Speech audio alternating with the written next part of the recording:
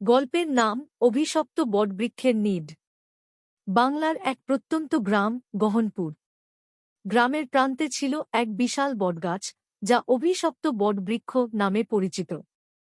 গ্রামের মানুষেরা বিশ্বাস করত যে গাছটির নিচে বহু বছর আগে এক বিভৎস ঘটনা ঘটেছিল, যার ফলে গাছটি অভিশপ্ত হয়েছে। সন্ধ্যার পর কেউই সেই গাছের কাছে যেত না। একদিন গ্রামের 4 তরুণী রাহুল, অদিতি, সুব্রত এবং পিয়া ঠিক করল যে তারা সেই গাছের রহস্য উদ্ঘাটন করবে। তারা সকলেই গল্প এবং রহস্যময় ঘটনার প্রতি আকৃষ্ট ছিল। রাত্রি নামার সঙ্গে সঙ্গে তারা গাছের দিকে রওনা দিল। রাহুল, অদিতি, সুব্রত এবং পিয়া মিলে সমস্ত প্রস্তুতি নিল। তাদের সাথে ছিল টর্চ, মোবাইল, ক্যামেরা এবং একটি প্রাচীন পুঁথি, যা গাছটির ইতিহাস এবং অভিশাপের কথা বলছিল। রাত্রি নামতেই তারা গাছের দিকে রওনা দিল। গাছের কাছে পৌঁছাতেই তারা অনুভব করল একটি শীতল হাওয়া তাদের শরীর বেয়ে যাচ্ছে। গাছটির নিচে পৌঁছে তারা একটি পুরনো কুঁড়েঘর দেখতে পেল। কুঁড়েঘরটি ধ্বংসপ্রায় এবং মাটিতে অনেক পুরনো পাতা জমে আছে। তারা কুঁড়েঘরের দরজাটি ধাক্কা দিয়ে খুলল এবং ভিতরে প্রবেশ করল। কুঁড়েঘরের ভেতরে ঢুকে তারা দেখতে পেল মেঝেতে একটি প্রাচীন তান্ত্রিকের প্রতীক আঁকা আছে। মিতার চোখ পড়ল একটি পুরনো মূর্তি এবং পাথরের তৈরি বেদিতে। হঠাৎই কুঁড়েঘরের ভেতরে থেকে একটি চাপা আওয়াজ শোনা গেল। অদিতি একটি পুরনো বই তুলে নিল, যা ছিল তান্ত্রিকের পুঁথি। পুঁথিতে লেখা ছিল, এই গাছের নিচে তান্ত্রিকের শক্তি নিহিত। অভিশাপ মুক্ত করতে হলে একটি বিশেষ পূজা করতে হবে। সবাই পুঁথি পড়তে শুরু করল এবং পুঁথির লেখা পড়তে গিয়ে তারা বুঝতে পারল গাছটির অভিশাপের রহস্য। পুঁথি পড়ার সাথে সাথেই চারপাশের বাতাস ভারী হয়ে উঠল। বটবৃক্ষের পাতাগুলি ঝরঝর করে নড়তে লাগল এবং চারিদিকে অদ্ভুত আওয়াজ শোনা যেতে লাগল।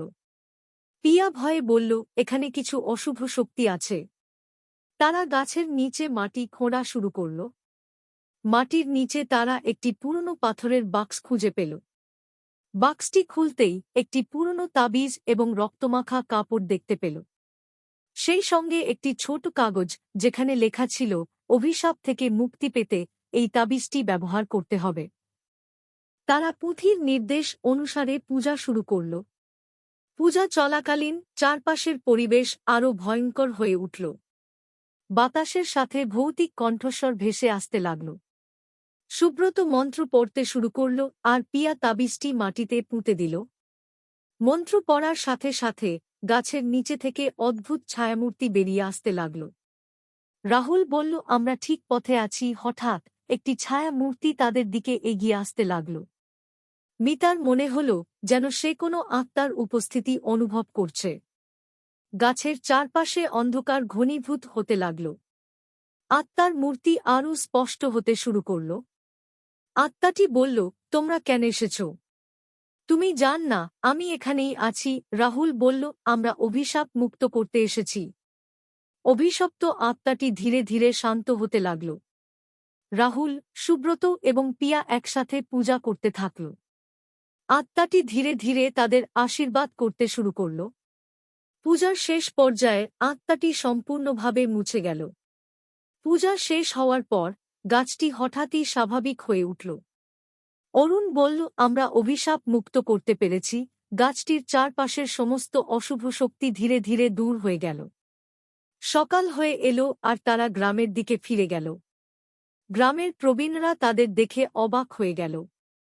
অরুণ তাদের সবকিছু বলল আর সবাই জানল যে অভিশপ্ত বটবৃক্ষ এখন আর ভয়ঙ্কর নয়। গ্রামের মানুষরা এবার নিশ্চিন্তে বটগাছের নিচে বসতে লাগল। রাহুল, অদিতি, সুব্রত এবং পিয়া তাদের সাহসী অভিযানের জন্য গ্রামের সবার প্রশংসা পেল। তারা বুঝতে পারল যে প্রকৃত সাহস এবং বন্ধুত্বের মাধ্যমে যে কোনো ভয়াবহতা পরাজিত করা সম্ভব। বটগাছটি এখন গ্রামে সাহসিকতার প্রতীক হয়ে দাঁড়িয়েছে। গ্রামের শিশুরা সেখানে খেলতে যায় এবং বড়রা সেখানে বিশ্রাম নেয়। রাহুল, অদিতি, সুব্রত এবং পিয়া তাদের অভিজ্ঞতা নিয়ে একটি বই লিখল, যাতে ভবিষ্যতের প্রজন্ম জানে যে ভয়ের সাথে লড়াই করতে গেলে সাহস এবং বিশ্বাসই সবচেয়ে বড় অস্ত্র। এই ঘটনার পর গ্রামে আর কোনো অদ্ভুত ঘটনা ঘটেনি। রাহুল, অদিতি, সুব্রত এবং পিয়া বুঝতে পারল যে একমাত্র সাহস, বিশ্বাস এবং একতা দিয়েই যে কোনো অশুভ শক্তিকে পরাজিত করা সম্ভব।